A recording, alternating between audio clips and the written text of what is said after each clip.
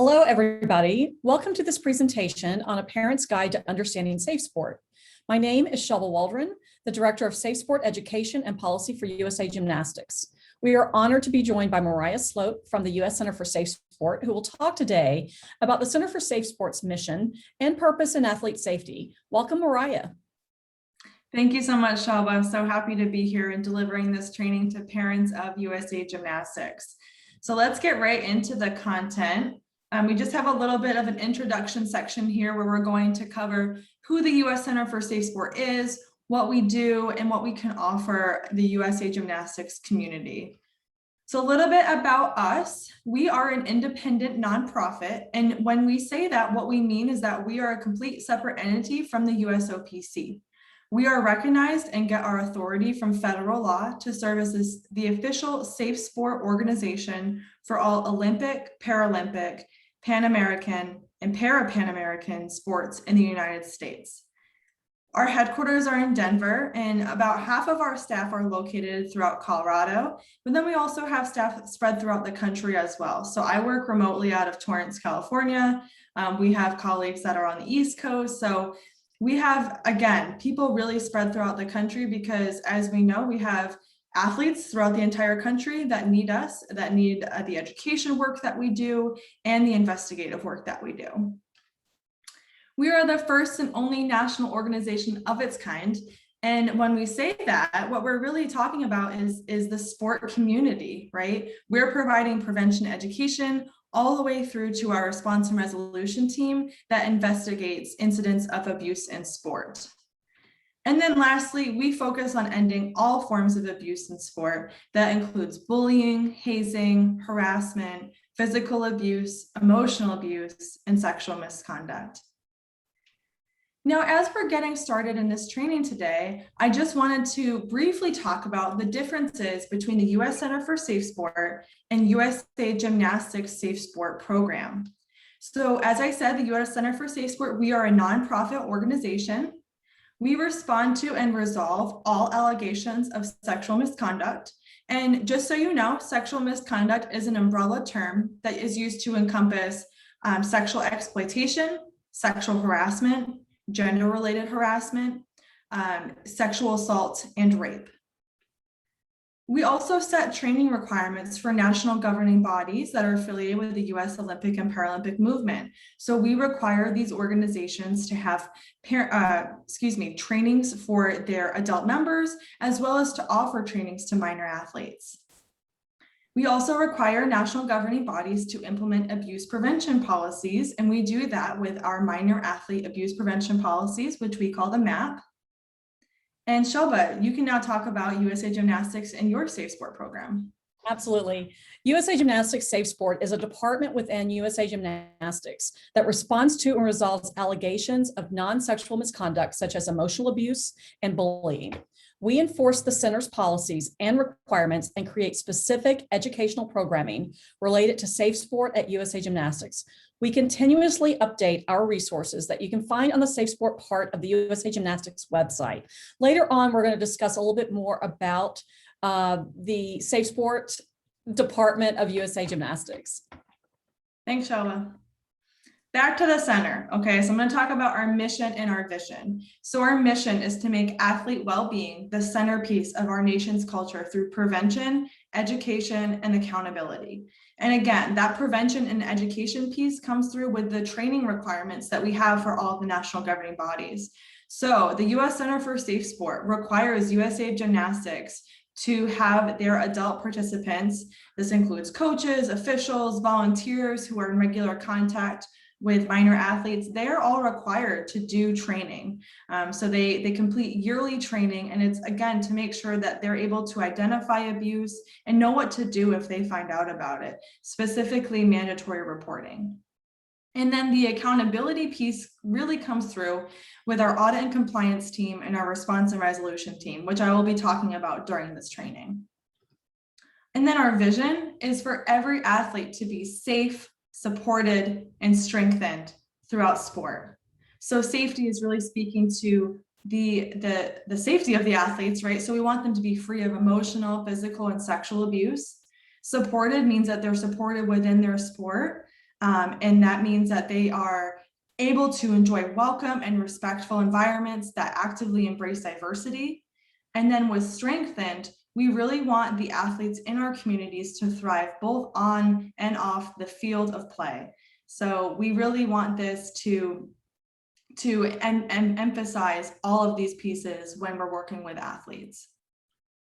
We focus on ending all forms of abuse, and I already covered this, but we have bullying, harassment, hazing, physical abuse, emotional abuse, and sexual misconduct.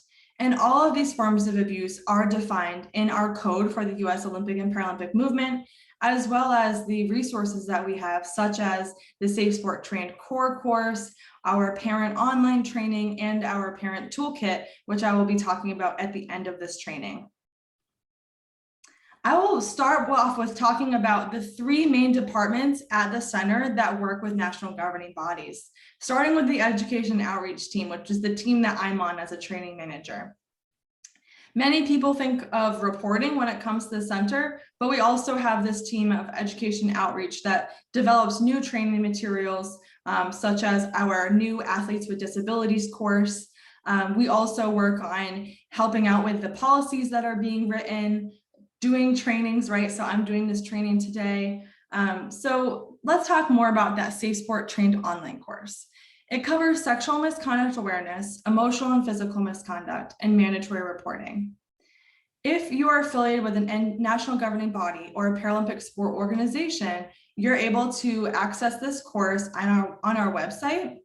If you are not affiliated with a national governing body or a Paralympic sport organization, you can access this course on our website, www.athletesafety.org. And I'm very excited to share that we have this training specifically available in English, Spanish, French, Japanese, German, Mandarin, and Russian. So as I was saying, we know that just with sport, right, it's so important to practice to get better at sport. Well, it's the same with these topics. We want to make sure that people are continuously being refreshed on what these policies are, what their requirements are as mandatory reporters. So we've created this education and training cycle. Adult participants will start with taking the Safe Sport Trained Core course, which is a 90-minute training. And then the following year, they'll take a refresher, which is refresher 1, that's about 30 minutes long. And then refresher 2 is also 30 minutes long. And then we have a refresher 3, again, just a 30-minute long training. And then after they complete refresher 3, the cycle begins again, and they go back to taking the Safe Sport Trained Core course. When I was talking about adult participants and really defining who they are individuals who are over the age of 18 who have regular contact with or authority over minor athletes. So you might be wondering, what does regular contact really mean? We define regular contact as ongoing interactions during a 12-month period wherein an adult participant is in a role of direct and active engagement with any minor athlete. Or the adult participant could have authority over a minor athlete. And this is when one person's position over another person is such that based on the totality of the circumstances, they have the right or power to direct, control, give orders to, or make decisions for that person. So an adult participant may have either regular contact or authority over. They do not have to have both. So an example of that is a national governing body staff member, say someone that just works at USA Gymnastics and their communications team, right? They may not have regular contact with minor athletes, but they do have authority over minor athletes because of their role as an NGB staff member. So all NGB staff members and board members are required to follow our minor athlete abuse prevention policies and take the online trainings that I just covered. Now on this next slide, I'm going to give a couple more examples of who these adult participants may be that have regular contact or authority over minor athletes. So that's of course coaches, right? They have both. They have regular contact and authority over minor athletes. The second is adult athletes that are on teams with minors. So we know that oftentimes there are teams that have college age and high school age athletes on the same team. So those athletes are considered to have regular contact with minor athletes. They are also required to follow the minor athlete abuse prevention policies, the MAP, and take that online course. Adult athletes that frequently practice with minor athletes. Volunteers that are in positions of regular contact, athletic trainers, health professionals, officials, and as I already said, national governing body, Paralympic sport organization, local affiliated organization, or USOPC staff are also considered adult participants. Mariah, can I add one thing? Yes. Starting in 2021, which starting on November 1st, 2021, USA Gymnastics will require all staff, regardless of role within a member club, they are considered to have regular contact and authority over, so they will be required to take what we call, which is the Safe Sport Core course that Mariah is talking about, which we call U110. And it is for any staff member, regardless of their role. So it could be a cheerleading coach, it could be a recreation coach. It could be anybody who has that type of authority over the athletes. It also includes the office staff as well. Thank you, Shelva. Okay, now I'm going to talk about our response and resolution team. And again, I'm talking about the U.S. Center for Safe Sports investigative process and their investigative team. I am not talking about USA Gymnastics investigative team or their response team. So our response and resolution team is a safe, professional, and confidential place for individuals to report sexual abuse within the U.S. Olympic and Paralympic movements. Now, there are two federal laws that are important for me to talk about as we are getting into this next subject here. So the first is S-534, or the Protecting Young Victims from Sexual Abuse and Safe Sport Authorization Act of 2017. So this was signed into law and became effective immediately by Congress. And this is what gives us our federal authority to serve as the official safe sport organization. Again, that gives us our authority to investigate all sexual abuse claims that come to us. It requires adult participants that are in regular contact with or have authority over minor athletes to be mandatory reporters. So it's extending an existing law from 1990, which is the Child Abuse Act of 1990, that required certain individuals to be mandatory reporters. It extended that duty to all of those that work with amateur athletes in sports, so specifically in the Olympic and Paralympic movement. And they have the duty to mandatory report to us at the center, so the U.S. Center for Safe Sport, as well as to law enforcement. It also requires that we offer and provide training, and that's the training courses that I just talked about. It requires us to establish reasonable procedures to limit one-on-one interactions, and we do that through the MAP, the Minor Athlete Abuse Prevention Policies. And then lastly, we are required to prohibit retaliation. So if someone is participating in a center investigation and they experience any kind of retaliation, that in and of itself is a code violation and is something that mandatory reporters must report to the center, and is something that we would open a case on that alone. Now, this newer law on the right side of the screen is the Empowering Olympic, Paralympic, and Amateur Athletes Act of 2020.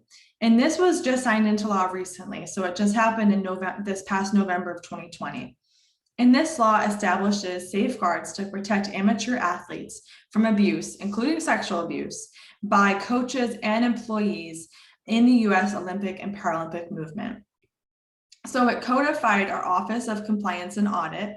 Now, we have had an Office of Compliance and Audit, but in the previous law, S-534, they really codified our education outreach team and our response and resolution team. So with this new law, they really codified the work that our Office of Compliance and Audit is doing, which I'll be talking about after I talk about response and resolution. It also requires due process protections. So this isn't to say that we did not have due process protections prior to this. We did. This is just even more of an emphasis in it, and it was actually written into law, which is very important. So when we talk about due process protections, this is for individuals who have been accused of violating the code for the U.S. Olympic and Paralympic movement. and we refer to them as respondents. So those respondents, they would, with the due process protections, they would be given written notice of the allegations that were brought against them. They're also allowed to have an advisor or some kind of counsel with them during the investigation. And they're also required to be heard during the investigation process. And then lastly, with this new law, there's increased protections from retaliation for reporting abuse or misconduct. So whether it was the person that was impacted by the abuse, a witness, or a third party that reported it, and then they experienced retaliation, there are increased protections for those people. Now I'm going to talk a little bit about our jurisdiction. And one of the very first slides that we had in this training, where I talked about the U.S. Center for Safe Sport, and then Shalva talked about USA Gymnastics and what they investigate. This slide is going to make it a little bit more clear for you all. So the word jurisdiction really means the power to make decisions or judgments. So at the center, we have exclusive jurisdiction to investigate all reports of sexual abuse within the U.S. Olympic and Paralympic movement.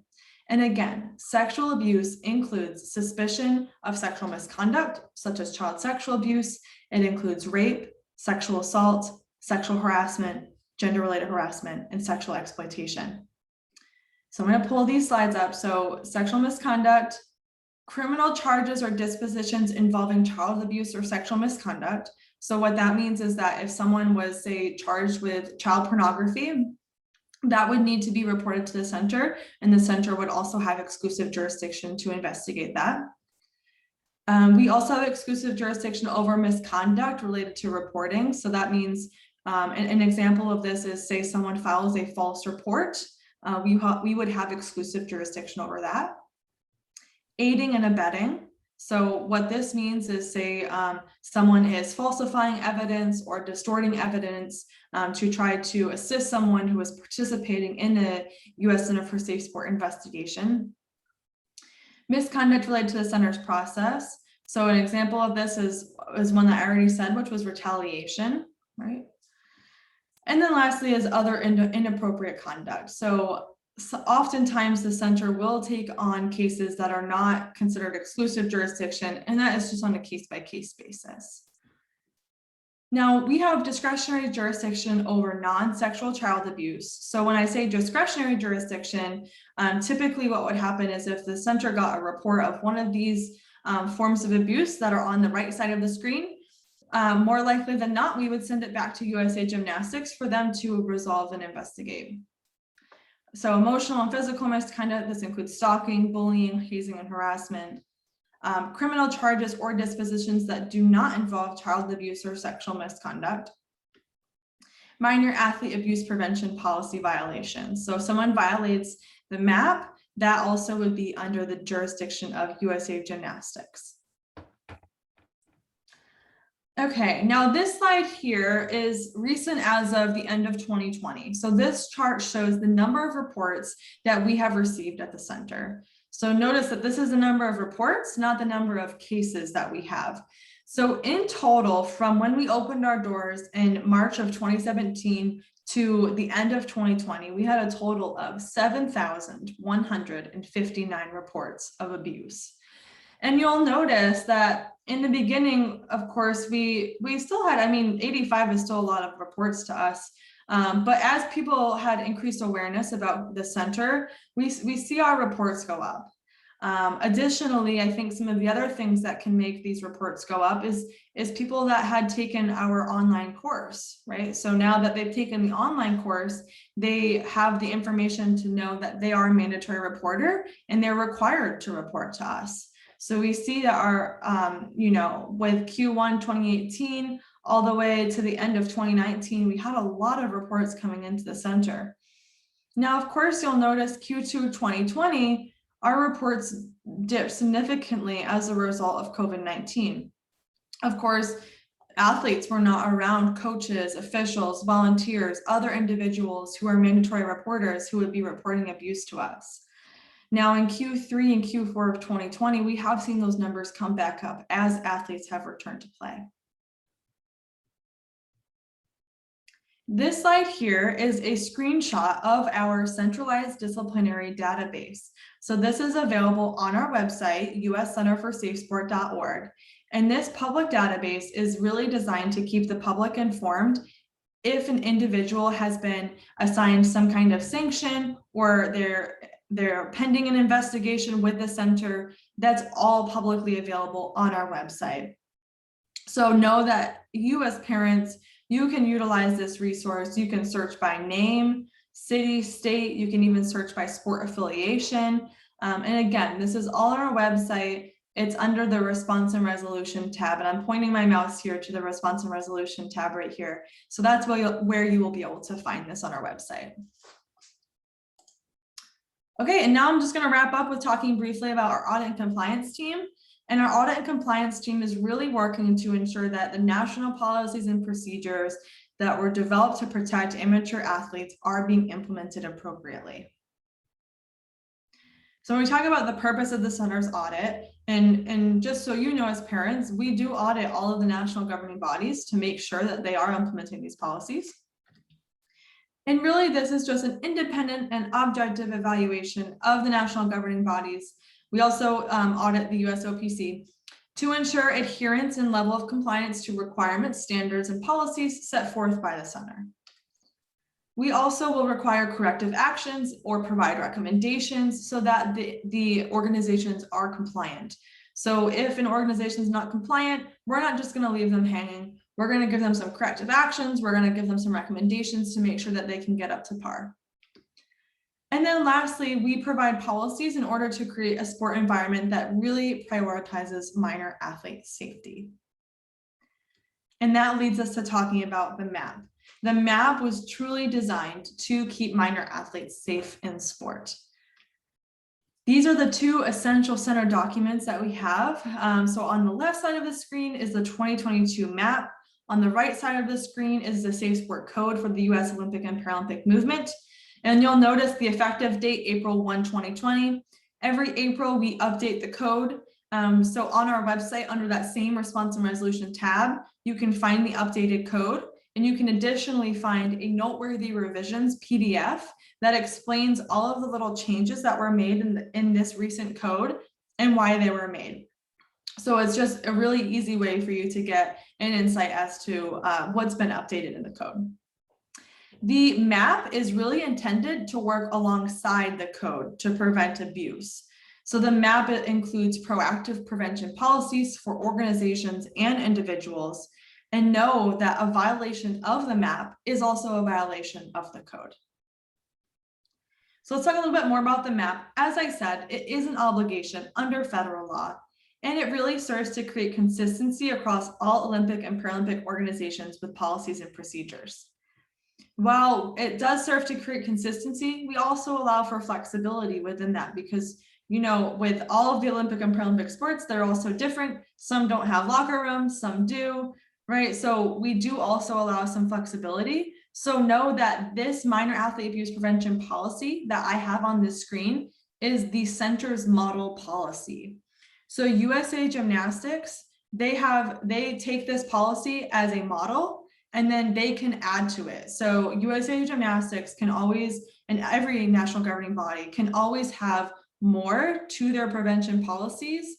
These are just the minimum requirements. And Shalba can talk about that more whenever we get to the USA Gymnastics section. So you might be wondering, why are these policies needed and how do they work to prevent abuse? So the very first thing that we need to talk about is that child abuse, specifically child sexual abuse, often happens in isolated one-on-one situations. That's why that federal law had that stated in there that we really need to work on limiting those interactions. And ultimately, that's what led us to creating the minor athlete abuse prevention policies, because we really want to make sure that minor athletes are protected when they are around adult participants. We know that abuse can begin or continue to happen outside of the sport environment with electronic communication. So this includes text messaging, social media, FaceTimes, phone calls, whatever it may be. And that's why in the minor athlete abuse prevention policies, we have a specific policy that is all about electronic communication. So we never allow any one-on-one communication between an adult and a minor athlete unless there's an emergency or unless there are some other exceptions to the MAP, which you can learn more about through our trainings that we're offering. So at the center throughout the rest of 2021, we are offering MAP training specifically for parents. We're doing 2 a month, and you can find that on our website.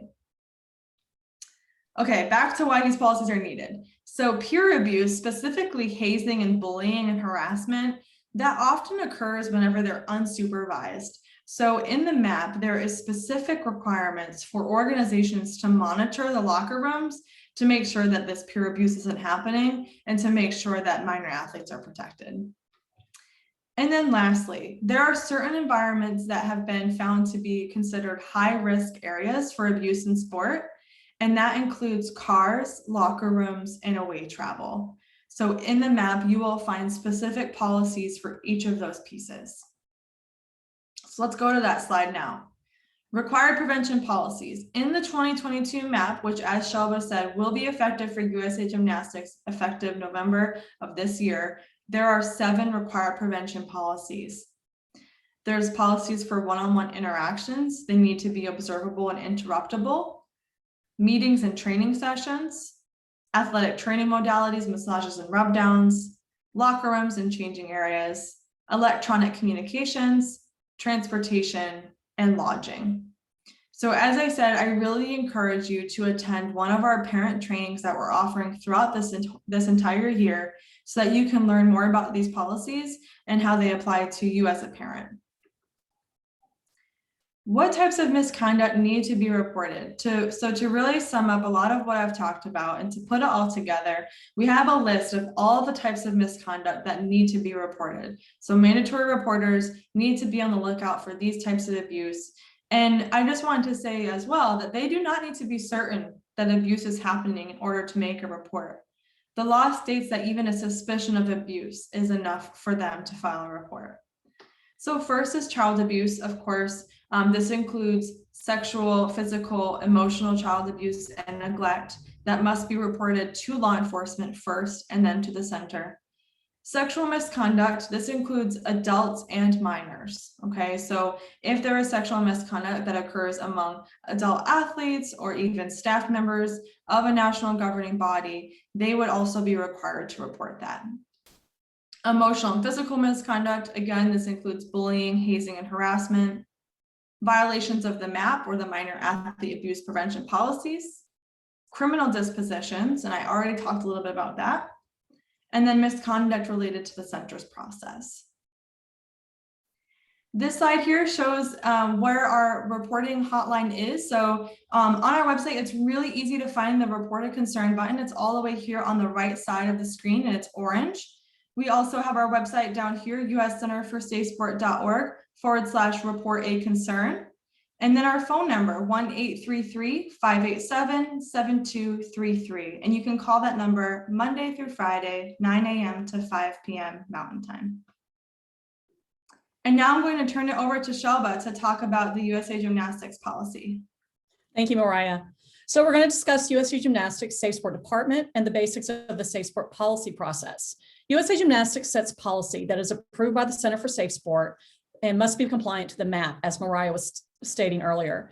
This includes at all member clubs, competitions, and any event planned by a member club. That could be a banquet, it could be an end of season party, it could be the dinner after a meet. So anytime that a club is responsible for planning the event, then that's when the policy kicks in. Our policy is split into 3 major sections that include member and member club responsibilities, a second section on defining reportable misconduct, and then the prevention policies that limit one-on-one interactions between adult participants and minor athletes. USA Gymnastics will release the new policy in June of 2021, and all member clubs and members must be compliant with the policy by November 1st, 2021. Okay, so on the next slide, USA Gymnastics Safe Sport Department is made up of 5 specific focus areas. They are policy, education, auditing and compliance, community relations, and response and resolution, with staff members assigned to specialize in each area. There are 6 full-time staff members in the USA Gymnastics Safe Sport Department with 3 additional contract investigators. All reports are tiered for severity and either investigated, sent back to the club to address at the club level, or closed out for failure to meet threshold of safe sport policy or misconduct.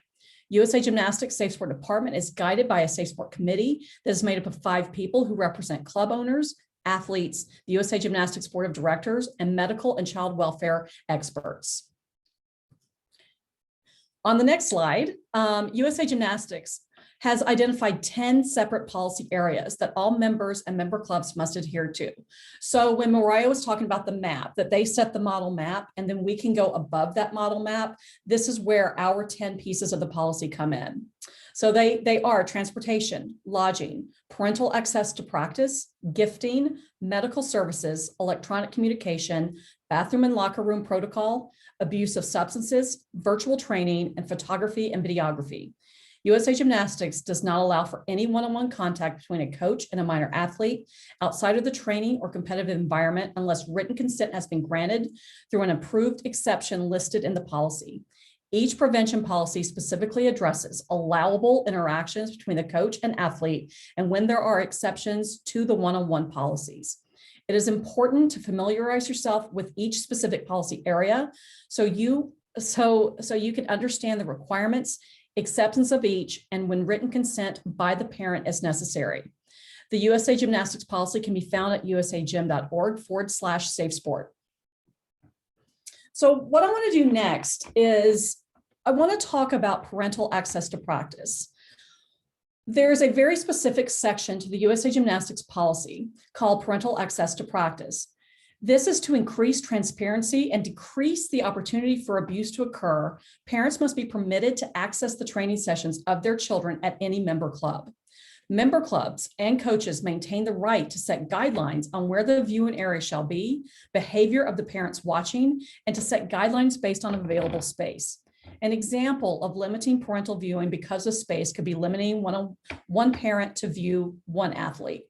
A club may also request that parents alternate viewing times between the parents. However, at no time can all parents of a team be told they cannot attend, they cannot be locked out of the gym, nor can they not be allowed to access their children. If a parent, due to their behavior, is asked to leave, the member club must provide a reasonable alternative to viewing, which can include a virtual option or access by another family member. The member club may restrict a parent's viewing due to behavior, but that time cannot be unlimited. And we're going to do the next slide, Mariah. So USA Gymnastics encourages all parents to become safety advocates for their children. To do that, it's important to ask questions before joining a club or joining the team. Questions about reporting, staff training, background checks, injury protocol, and equipment safety checks are all crucial conversations to have before choosing a gym or having your child join the gymnastics team. Some important questions to ask club management. What is the best, so for example, what is the best method and time for reporting a concern? Are there annual meetings with the parent and the coach? Have the coaches been trained in concussion, first aid, and injury protocol? How have the coaches been trained in gymnastics, abuse, and child development? Additionally, as a parent, it's important to know the signs of grooming, how to make a report to USA Gymnastics or the Center for Safe Sport. We also encourage you to take the Center for Safe Sports course on abuse entitled Parents Guide to Misconduct in Sport and USA Gymnastics course on emotional misconduct entitled Emotional Abuse or Tough Coaching, Knowing When the Line Has Been Crossed. Additionally, with those courses, if there is one-on-one travel that has been approved between a coach and an athlete to go, let's say, to a meet where the parent can't go, the parent will be required to take the center's course on the Parent's Guide to Misconduct. And then that certificate will have to be sent to USA Gymnastics before that travel can be allowed.